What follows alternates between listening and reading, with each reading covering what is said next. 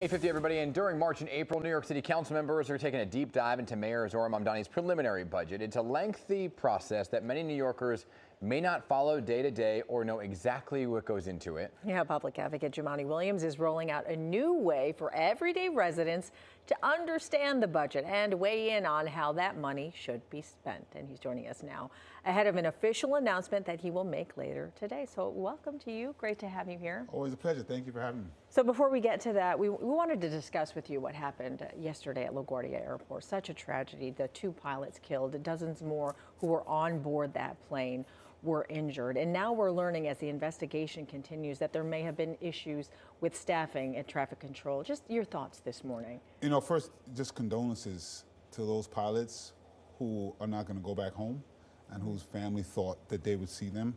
It's harrowing.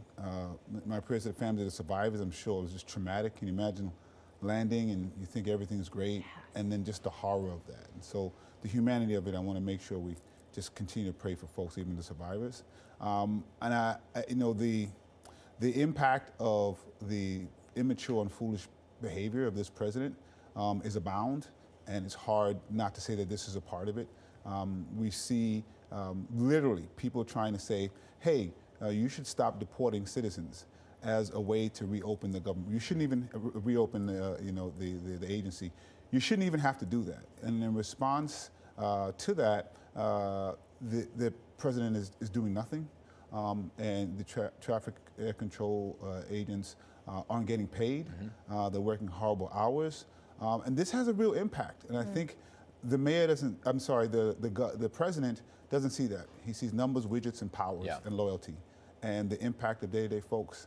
He doesn't feel it all.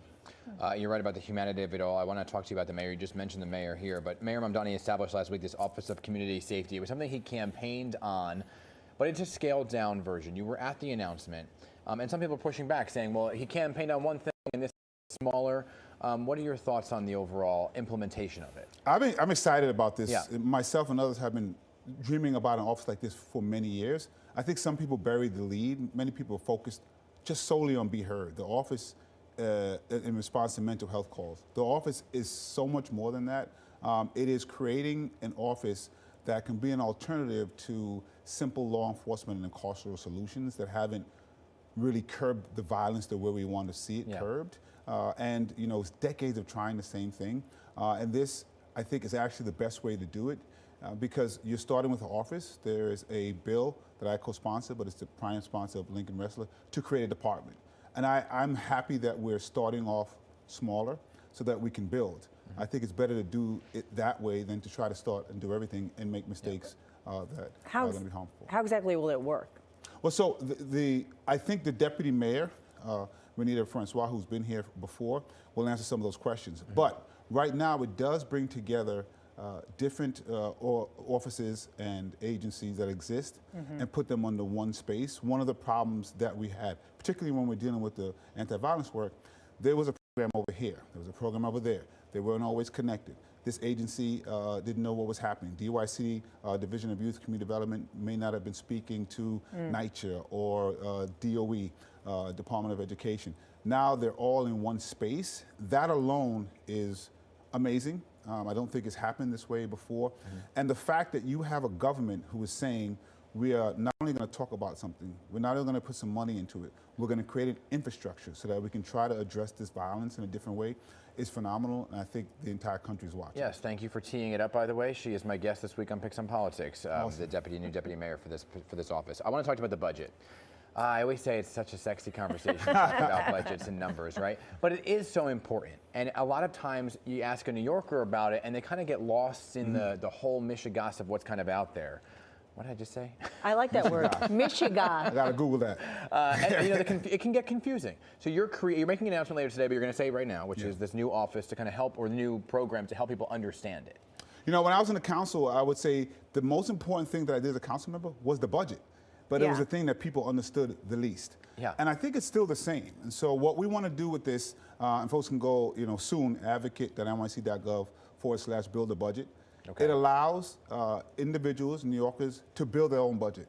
Because sometimes you hear about things that are going on and don't understand the complexity of it. Yeah. Don't understand what you can do and you cannot do. And don't understand, if you have a deficit the size that we do, you either have to cut services or raise revenue. Well, where are you going to cut those services? Where are you going to raise those revenues? Who's going to be paying for it? So this is interactive? This is very interactive. You can cut where you want to cut, you can raise where you want to raise, and you submit that to us, and we're going to calculate all that information and send it to the powers that be. Right now, the state is dealing with their budget. It's supposed to be done on April 1st, and the city's working on theirs.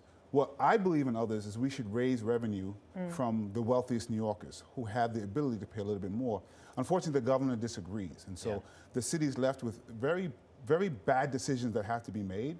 And I think sometimes it's hard for folks to understand that. Even when people are like, they don't like elected officials. Well, you can go in there and zero it out and see what happened. You can. But what you would see is even if you zeroed out everything, you're still going to have about $3-4 billion left in the deficit. What are you going to do with all that information, though, that input? We're going to take that information. We're going to make sure that everyone sees it who's making these budget decisions, so they can at least see what the people are thinking. But what I'm hoping happens most is that people will get more knowledgeable of what you can and can't do, how it would impact the budget, take that directly to their elected official and say, hey, I see what you can do here, and I see what you can do there. Because sometimes in our anger, we fail to really understand the decisions that need to be made. And it's, I think, done that way on purpose, so that you have the wealthiest people, the most powerful people in a room making decisions on behalf of everyone. But they gotta listen. But this allows New Yorkers to be in that room themselves. Yeah. Get in that room, understand what's going on, and use the information. But the official has to listen to that. They do. Yeah. It's easier to listen when you know what you're talking about. Yes. And so now, Right. if you have used this tool, you will see exactly and know exactly where money can come from and what decisions could be made. Don't raise my taxes. Raise money from the wealthiest New Yorkers to pay for the services that are needed. Public Advocate Jumaane Williams, appreciate you coming on. And Thanks we'll be there for the announcement later today, even though you just said it here. Appreciate you coming on here first. No doubt. Good to see you. You too.